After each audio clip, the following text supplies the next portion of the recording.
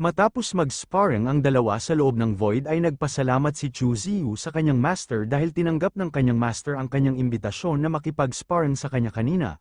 Sinabi din niya sa kanyang master na nagtataka din raw siya kung gaano na siya kalakas kung kanyang itutulak ang kanyang 5 elemento at siyam na pinagmulan patungo sa level ng isang Grade Saints, kung magkataon ay maari na niya siguro na labanan ng isang Saint King sa sparring. Sa mga binanggit na mga salita ni Chu Ziyu ay nainis sa kanya si Meng Dai dahil masyado raw itong mayabang. Kaya lang naman naging tabla ang kanilang laban kanina sa kadahilanan na wala siya sa kondisyon. Naagad din naman na pinasangayunan ni Chu Ziyu ang palusot sa kanya ng kanyang master dahil kung nasa kondisyon lang raw kanina ang kanyang master sa kanilang laban ay talagang madali lang niya siya na matatalo. Tanong pa ni Chu Ziyu sa kanyang master na kung masyado raw bang nag-alala ang kanyang master sa kanilang laban dahil napansin niya na parang hindi gusto ng kanyang master na siya ay masaktan kanina sa sparring. Sinabi din ni Chu Ziyu sa kanyang master na ngayon raw ay madilim na. Ito raw ang tamang oras upang gawin nilang dalawa ang isa pang sparring. Inis lang naman na sinabi ni Meng Dai sa manyakol niyang disciple na wala na raw siyang gana para mag-sparring dahil sa ngayon ay pupunta na siya sa kanyang kama upang matulog. Ngunit mayroon namang ibinulong si Chu Ziyu sa kanyang master. Ayon pa ni Chu Ziyu na nung siya raw ay naglalakbay ay mayroon siyang nakitang mahalagang libro. Hindi raw ba curious ang kanyang master para dito? Kasabay nito ay tinapak ni Chu Ziyu ang bandang ilalim sa likod ng kanyang master. Dahil sasamahan na raw niya ang kanyang master doon sa loob ng kanyang kama, namumula lang naman ang mukha ni Meng Dai na kanyang sinaad kay Chu Ziyu na sabihin raw niya sa kanya kung ano talaga ang totoo. Kung sino ang mga babae na kanyang nakasama doon sa kanyang paglalakbay, kung hindi niya sasabihin kung ano talaga ang totoo ay hindi niya siya pagbibigyan kung ano ang kanyang gustong mangyari dito sa kanyang silid. Makalipas ang umaga ay lumabas na nga si Chu Ziyu galing sa loob ng silid ng kanyang master, nang nakalabas na siya sa silid ng kanyang master ay naglakad na si Chu Ziyu sa gitna ng kakahuyan. Habang siya ay naglalakad ay kanya naman tinitingnan sa kanyang kamay ang ibinigay sa kanya kamakailan ni Tian Yunzi. Dahil sinabi raw sa kanya ni Tian Yunzi na itong bagay raw na ito ay ang mapa doon sa Tai Chi Ancient Star na mayroong kaugnayan sa pinagmulan ng Dao. Ngunit ang kanya raw ikinababahala ay hindi pa niya alam kung ano ang tamang lokasyon doon sa Tai Chi Ancient Star. Dahil ang pinagmulan ng Dao ay ang mga labi mula sa pagsilang ng langit at lupa, sa pamamagitan ng pagkonsumo sa kanila ay nagpapahintulot sa mga cultivators na maaring makapag-ugnayan sa daan ng langit na nagpapalapit sa kanila patungo sa liwanag. Ang kayamanan na katulad nito ay walang katumbas na halaga para sa mga karaniwang mga cultivators na nag-aalay, ngunit ang sa tingin niya rito ay hindi lang walang silbi kung hindi nakakasama din ito sa kanyang cultivation. Ang kanya raw sariling Dao ay ang Dao ng All for One na kabaliktaran ng Dao ng langit na sumasalungat sa langit, at ayon pa ng kanyang auntie Luo ay haharap siya sa malaking panganib kapag siya ay makapag-breakthrough na sa antas ng Pseudo-Emperor. Napatingin na lang sa malayo si Chu Ziyu na kanyang iniisip na kapag kahaharapin na raw niya ang pag-akyat sa antas ng Pseudo-Emperor ay ano na lang kaya ang kanyang dapat na gawin. Ngunit napatigil si Chu Ziyu sa kanyang malalim na kanyang iniisip dahil napansin niya sa kanyang unahan na mayroong binibenta na isang bagay na pinagkakaguluhan ng mga maraming babae. Sa sobrang curious ni Chu Ziyu kung ano ang binibenta na pinagkakaguluhan ng mga babae ay kanya itong nilapitan. At laking gulat ni Chu Ziyu na napapatanong kung ang dalawang babae raw ba na nagbibenta ng mga bagay ay ang dalawang babae na kanyang nakasalubong. Nang nakita ni Chu Ziyu kung anong bagay ang binibenta ay agad niya itong nakilala, na kanya na lang nasabi na hindi makapaniwala na ang bagay raw na ito ay isang stock na nakahintulad ng kanyang ibinigay sa kanyang master. Kasabay nito ay agad na lumapit si Chu Ziyu sa dalawang babae na masyadong namumula ang kanilang mukha sa kagwapuhan ng Holy Sun. Sabay nakangiti sila na nagbigay ng paggalang sa ating bida, nagsaad lang naman sa kanila si Chu Ziyu na kanila lang raw ipagpatuloy ang kanilang ginagawa, huwag na raw nila siyang intindihin. Habang papaalis na sa lugar si Chu Ziyu ay makikita naman ng dalawang babae na hindi pa rin maalis sa kanilang isip ang kagwapuhan ni Chu Ziyu, samantalang si Chu Ziyu naman ay kanyang iniisip na ang bagay raw pala na yun ang bagong pinagkakaguluhan dito sa lugar, pero sa totoo lang mas tumpak na sabihin na ang mga ito ay sinimulan ng kanyang master. Pero gumana na naman ang kamanyakulan nitong ating bida dahil kanyang pinapanalangin na sana raw ang lahat ng mga babae na cultivators dito sa Taisu Holy Ground ay nakasuot ng stockang, kapag nangyari raw ang kaganapan na yun ay para na siyang nasa langit. Sa kabilang banda ay ipinakita sa eksena ang Tai Chi Ancient Star. Dito ay makikita ang lupa na maraming mga butas na tila ba ito ay bakas ng isang nilalang. Ang bakas pala na yun ay nanggaling nitong malaking mata na para bang mayroon nitong tinitingnan na isang bagay sa kanyang ibaba. Ang kanya palang tinitingnan ay itong kabaong, na tila ba mayroon nitong nilalang sa loob. Kasabay nito ay agad na lumapit itong malaking mata sa kabaong na kanyang tinawag ang pansin ang nasa loob na may pangalan na Tai Yi, na kung nagising na raw ba ito, agad din naman sinabihan ng nilalang sa loob ng kabaong na ang Tai Chi Ancient Star daw ay magbubukas na. Naparito daw ba ito upang kanya siyang pigilan sa kanyang paglaya. Sabay maririnig ang nasa loob ng kabaong na sumisigaw ng malakas na para bang gusto na nitong lumabas galing sa loob. Nagsaad naman ang malaking mata sa nilalang sa loob na kinalaban daw niya siya sa loob ng maraming taon ngunit magpasa hanggang ngayon ay hindi pa rin niya siya napapalayas. Sumagot naman ang nilalang sa malaking mata na masyado na raw siyang matanda bakit hindi na lang ito sumuko na kanya siyang palayain sa matagal na pagkakakulong.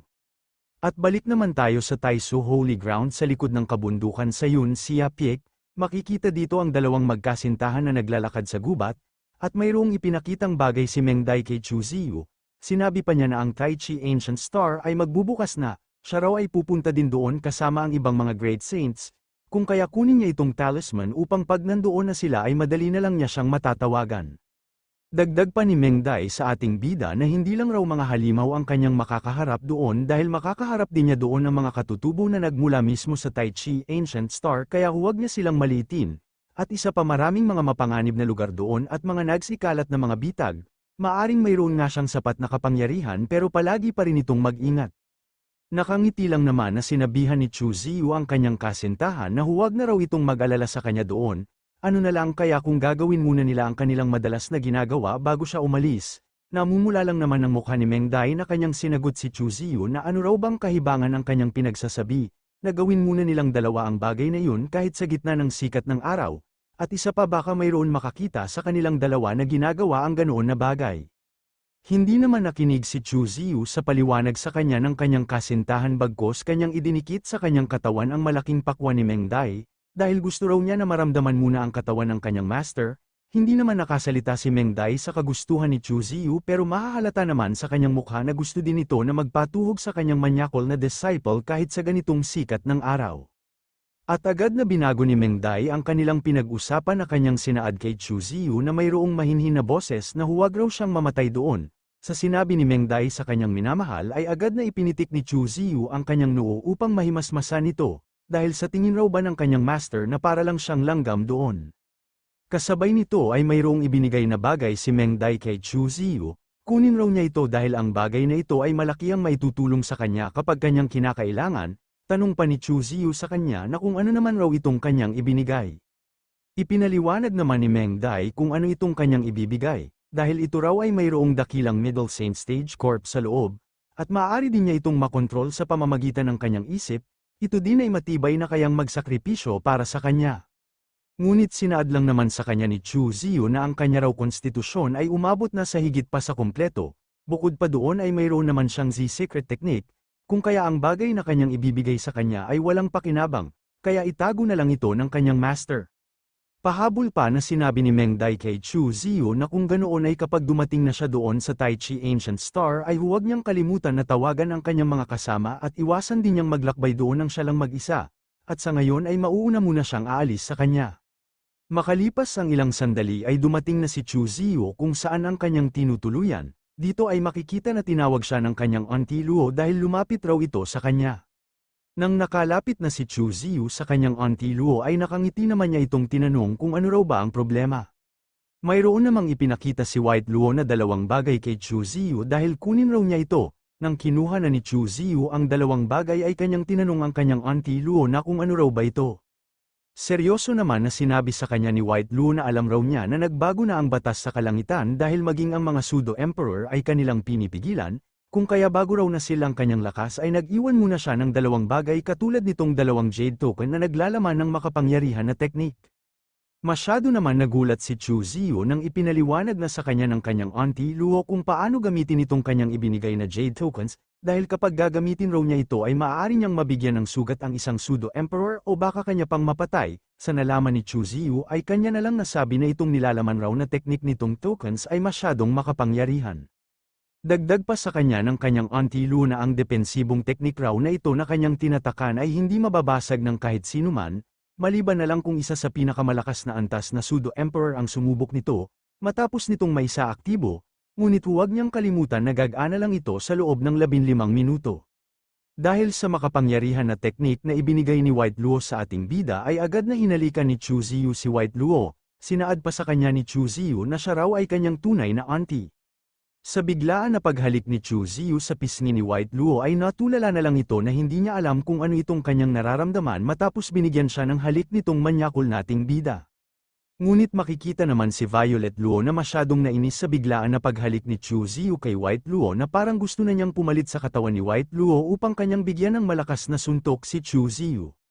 Matapos doon ay nagsaad si White Luo sa ating bida na si Violet Luo raw ay masyadong nagalit sa ginawa niya sa kanya kanina, kung magkikita raw silang dalawa ay kanya raw siyang papatayin. Nakangiti lang naman na sumagot sa kanya si Chu Ziyu na huwag raw mag-alala ang kanyang auntie Luo dahil hindi naman siya madaling patayin.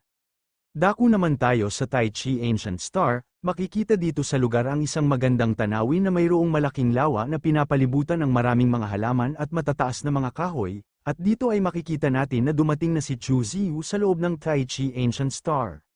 Sabay masaya siyang tumingin-tingin sa kanyang paligid na kanyang nasabi na masyado raw maluwag itong Tai Chi Ancient Star. Sandali pa lang raw siyang dumating dito ngunit hindi na daw niya kinakailangan tukuyin ang kanyang lokasyon dahil diretso siyang napunta sa kanyang pangunahin na destinasyon. Maari bang ito na ang kanyang naging benepisyo sa pagkakaroon niya ng malakas na kapalaran? Nang pagtingin niya sa kanyang unahan ay mayroong napansin si Chu Ziyu na parang hindi maganda dahil bakit sobrang tahimik raw dito sa buong lugar. Kasabay nito ay sinuntok ni Chu Ziyu ang bato na kanyang kinatatayuan upang kanyang malaman kung ano talaga ang mayroon dito. Ngunit laking gulat niya dahil hindi man lang napinsala ang bato na kanyang sinuntok, dahil doon ay napabuntong hininga na lang si Chu Ziyu na kanyang tinitingnan ng kanyang kamao dahil wala na raw siyang ibang choice kung hindi maglakad na lang upang makaalis dito. Pero sa hindi inaasahan mayroong biglaang lumitaw na halimaw sa kanyang likod na nanlilisik ang mga mata na gusto na niyang patayin ang tao na pumasok sa kanilang teritoryo. Nang paglingon ni Chu Ziyu ay laking gulat niya sa kanyang nakita dahil sumambulat na sa kanyang likod ang nagwawala na halimaw na para bang gusto niyang gawing pagkain ang ating bida. Agad din naman itong binigyan ng malakas na suntok ni Chu Ziyu na kanyang nasabi na itong halimaw raw na ito ay hindi man lang niya nararamdaman ng life force, marahil ito ay isang undead. At kanya din nararamdaman na ito ay isang bangkay na puppet na kinukontrol ng isang nilalang at sa katunayan ang katawan ng halimaw na ito ay hindi masisira ng isa lang niya na pag-atake. Ang ibig sabihin lang nito na ang pisikal na katawan nito ay masyadong matigas at ang lakas nito ay hindi malayo sa ikatlong baitang ng isang Great Saints. Nang nasa malapit na ang halimaw ay hinanda naman ni Chu Ziyu ang kanyang isang kamay upang kanyang bigyan ng malakas na pag-atake itong halimaw.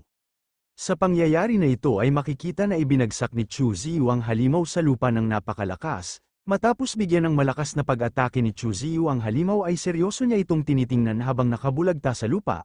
Ngunit habang tinitingnan ni Chu Ziyu ang halimaw ay natuon ang kanyang pansin sa kanyang paligid dahil mayroon itong nararamdaman na mapanganib.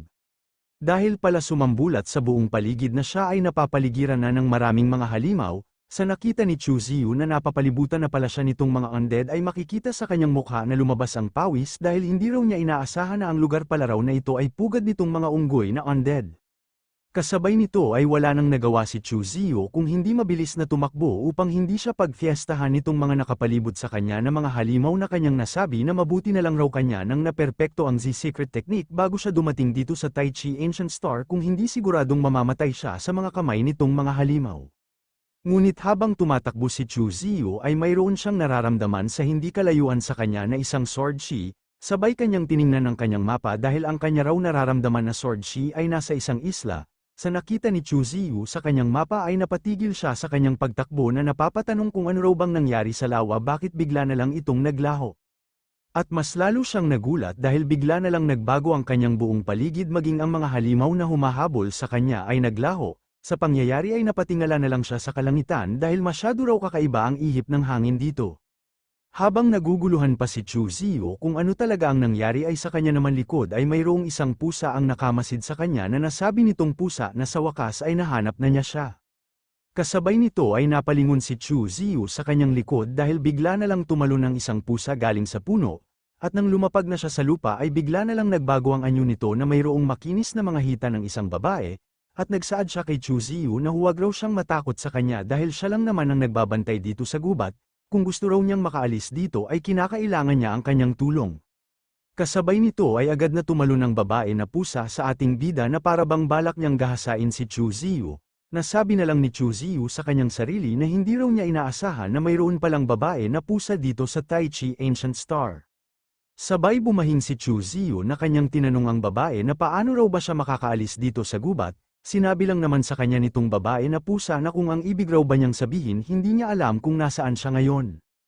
Ipinaalam pa ng babae sa ating bida na himala raw talaga na nagawa niyang makatawid kanina sa lawa. Dahil hindi niya alam ang patungkol dito ay hayaan muna niya siya na kanyang ipaliwanag ang dapat niyang malaman at ipinaliwanag na nga ng babae sa ating bida ang patungkol dito sa Tai Chi Ancient Star. Ayon pa niya na sa pagdaan ng hindi mabilang na mga panahon na ang Ancient Star ay lumitaw, sinasabing mayroong 5 makapangyarihan na Diyos ang nabuhay kasabay nito. Ito ay ang Diyos ng Dragon, Diyos ng Kalikasan, Diyos ng Kadiliman, Diyos ng Kidlat at ang Diyos ng Hangin. Sila ay pinanganak mula sa sukdulang kapangyarihan ng bituin at sinasamba bilang Diyos ng may mga kamalayan na nilalang. Sinabi din niya na ang isla na kung nasaan sila ngayon, pati na rin ang lawa ay nilikha ng isang Diyos. Tinanong pa ng babae si Chu Ziyu na kung pumunta raw ba siya dito upang kanyang hanapin ang innate sword embryo. Tama raw ba siya? Seryoso lang naman na tumugon sa kanya si Chu Ziyu na mukhang marami raw siyang nalalaman dito. Sagot naman sa kanya ng babae na malamang dahil siya ay nakatira dito ng maraming taon, kung kaya natural na lang sa kanya kung ano ang mga lihim dito, sa ngayon ay sumunod na lang ito sa kanya dahil gagabayan niya siya upang makaalis dito sa gubat. Ipinaalam pa niya kay Chu Ziyu na apakan lang raw niya kung saan ang kanyang inapakan kung hindi ay matatagalan siya na makaalis dito, o baka siya ay makulong dito habang buhay. Nagtanong naman sa kanya si Chu Ziyu na kung ano raw ba ang pangunahin na dahilan ng isang Diyos bakit niya nilikha itong ganitong lugar. Napabuntong hininga naman ang babae dahil sa totoo lang raw ang isla na ito ay libingan ng mga Diyos. Kahit na sila ay mga Diyos sa bandang huli ay maabot din nila ang wakas ng kanilang mga buhay, yun raw ay nakakalungkot isipin. Nagsalita naman sa kanya si Chu Ziyu na ang sinasabi raw ng karamihan na ang malawak na latian ay mayroong Diyos na dragon ang mahimbing na natutulog, pero kung itong Ancient Star ay milyong taon na, paano ito nagkaroon ng may buhay? Nagsaad lang naman sa kanya ang babae na sobra-sobra naman raw ang kanyang iniisip dahil ang katotohanan ang kasalukuyan na Diyos na dragon ay hindi talaga ang totoong orihinal na naunang Diyos.